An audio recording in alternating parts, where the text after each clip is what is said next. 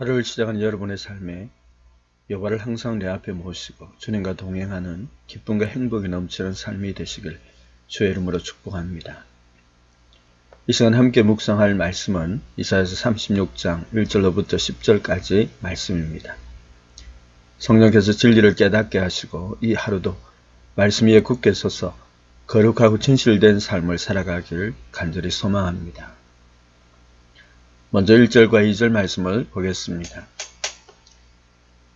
히스기야 왕 14년에 아스르 왕 사네립이 올라와서 유다의 모든 견고한 성을 쳐서 취하니라. 아스르 왕이 라기스에서부터 랍사게를 예루살렘으로 보내되 대군을 거느리고 히스기야 왕에게로 가게 했습니다. 오늘 본문의 역사적 배경에 관한 내용입니다. 아스르 왕 사네립이 유다의 모든 견고한 성을 쳐서 취했습니다. 이전에 북이스라엘은 이미 아수르에 의해 멸망을 당했습니다. 하나님께서 이스라엘 백성들에게 가나안 땅을 기업으로 주셨습니다. 그런데 그 땅이 아수르에 의해 다 정복되었고 이제 예루살렘만 남았습니다. 왜 이런 결과가 초래되었을까요? 이에 관하여 이사야 17장에 하나님께서 북이스라엘의 멸망에 관해 예고하신 말씀을 확인해 보겠습니다. 그 견고한 성읍들, 이스라엘의 견고한 성읍들이 황폐하게 될 것이라고 북이스라엘의 멸망을 경고하셨습니다. 그 이유에 관해 먼저 주목할 내용이 있습니다. 당시 북이스라엘의 영적 상태입니다. 그들이 하나님의 눈에 어떤 모습으로 보였는지 9절 말씀에 보면 옛적에 이스라엘 자손 앞에서 버림받은 수풀 속의 처소와 작은 산 꼭대기에 처소 같다고 말씀하십니다. 과거 가나안 땅을 정복할 때 이스라엘 백성들은 가나안 땅의 우상들과 신전 그리고 그 우상을 섬기는 사람들까지 철저히 진멸했습니다. 근데 당시 북이스라엘의 영적 상태가 과거 가나안 땅의 모습과 같았습니다. 하나님의 임재와 영광으로 가득해야 하는 거룩한 땅에 온갖 우상들과 신전으로 가득하였고 하나님을 거역하여 죄악으로 관영된 모습으로 타락하였습니다.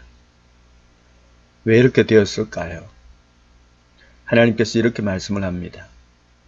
내 구원의 하나님을 잊어버리며 내 능력의 반석을 마음에 두지 아니한 까닭이라고 말씀하십니다. 하나님의 택한 백성이라 할지라도 하나님을 잊어버리고 하나님을 떠나게 되면 세상과 똑같은 모습으로 타락하게 됨을 깨닫게 됩니다. 그 결과 북이스라엘이 멸망했던 것처럼 하나님의 심판을 피할 수가 없습니다. 오늘 본문의 남유다도 마찬가지였습니다. 아스르 왕 사네립에 의하여 유다의 모든 견고한 성들이 파괴되고 무너졌습니다. 이제 예루살렘만 남았습니다.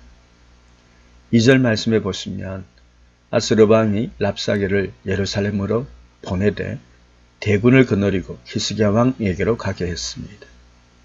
그 군대의 숫자는 18만 5천 명이었고 예루살렘을 포위했습니다. 풍전등화의 위기 상황임을 알 수 있습니다. 이런 위기 상황에서 아스르 왕이 보낸 랍사게가 히스기야 왕과 백성들에게 비난하고 조롱했던 말이 이사야 36장의 핵심 내용입니다. 그 내용이 무엇인지 먼저 4절 말씀을 보겠습니다.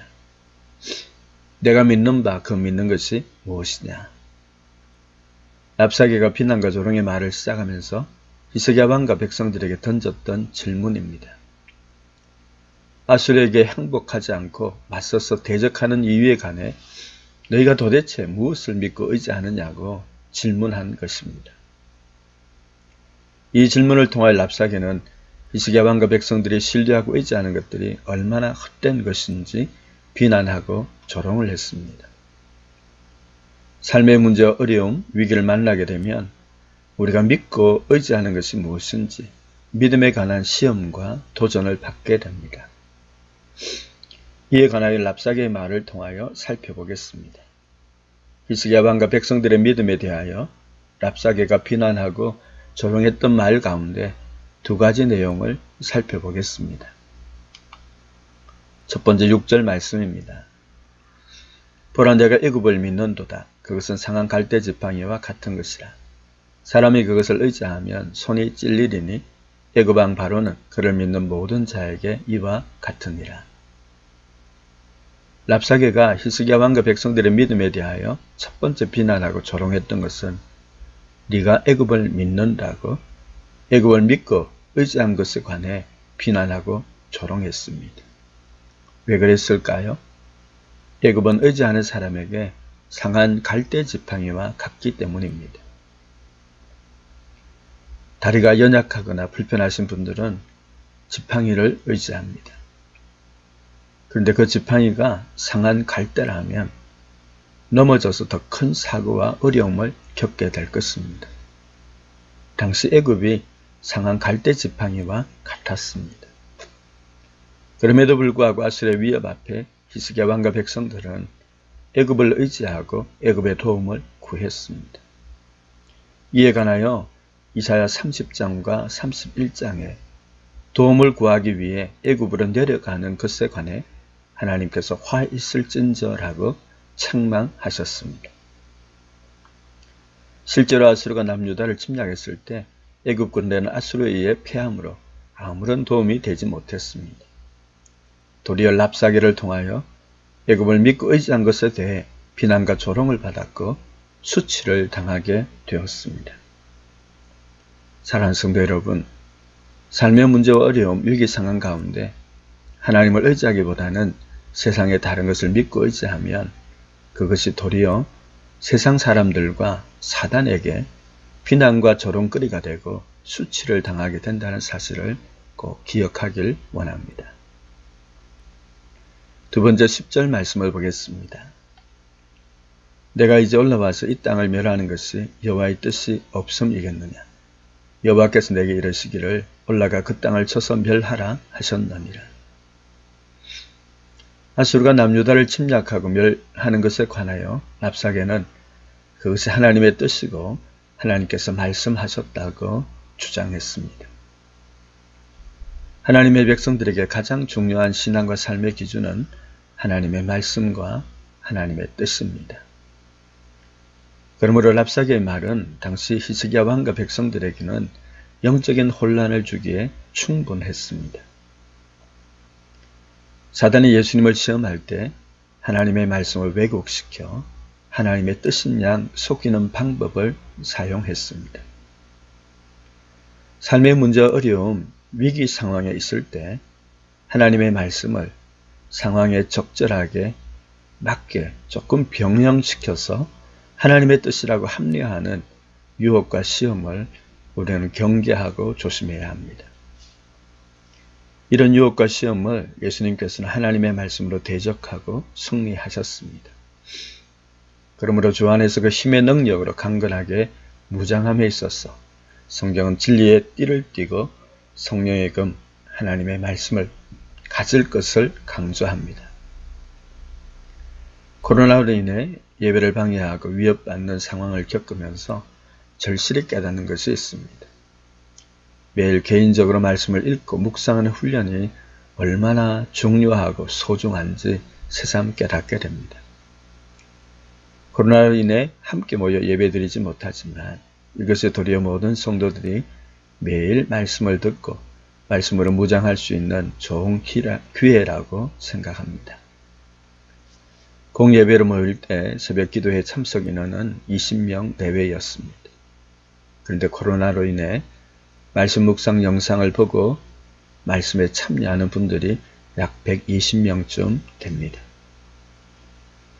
하루 10분 정도 분량의 말씀을 듣고 그 말씀을 묵상하며 자신의 삶에 적용해서 기도하는 영적 훈련을 한다면 지금보다 힘들고 어려운 삶의 문제와 상황 가운데서도 믿음 위에 굳게 서서 넉넉히 승리하는 그리스도인으로 변화되고 견고히 세워짐을 분명히 믿습니다. 믿음을 위협하는 랍사게의 비난과 조롱의 말에 히스기야 왕과 백성들은 어떤 자세를 가졌는지 21절 말씀을 보겠습니다. 그들이 잠잠하여 한 말도 대답하지 아니하였으니 이는 왕이 그들에게 명령하여 대답하지 말라 하였음이었더라. 랍사게의 비난과 조롱의 말에 잠잠하여 한 말도 대답하지 않았습니다. 왜 그랬을까요? 오직 하나님만 바라보고 하나님을 신뢰하고 의지했기 때문입니다. 빌라도의 법정에서 신문 받으실 때 예수님께서는 자신을 고발하는 그 수많은 말들에 대하여 잠잠하여 한 말도 대답하지 않고 침묵하셨습니다. 오히려 예수님께서는 묵묵히 고난을 당하시고 십자가에 못 박혀 죽으셨습니다. 그 결과 죄인을 향한 하나님의 사랑이 확정되었고 죄인을 구원하시는 하나님의 뜻이 온전히 이루어졌습니다. 코로나로 인해 세상 사람들에게 교회가 비난과 조롱의 대상이 되어서 너무나 안타깝습니다. 이에 관하여 부당하다고 불합리한 그런 부분에 대하여 왜 할 말이 없겠습니까? 하지만 예수님께서 자신을 향해 고발하는 말들에 대해 침묵하셨던 것처럼 지금은 교회가 침묵할 때라고 생각합니다.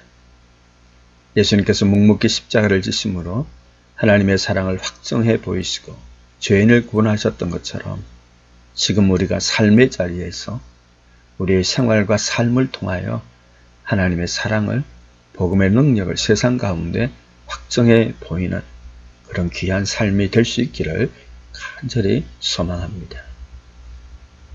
함께 기도하기를 원합니다.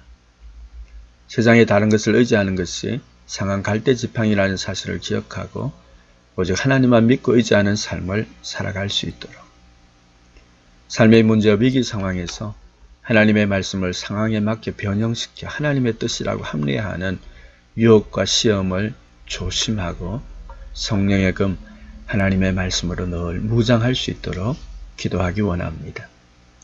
세상의 비난과 조롱의 말에 잠잠히 침묵하고 십자가를 지셨던 예수님처럼 삶을 통하여 하나님의 사랑, 복음의 능력을 세상 사람들에게 확정해 보일 수 있도록 우리 함께 기도하겠습니다.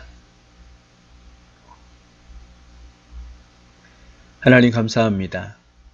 하루를 주의 말씀을 가지고 또 시작할 수 있도록 은혜 주시니 감사합니다.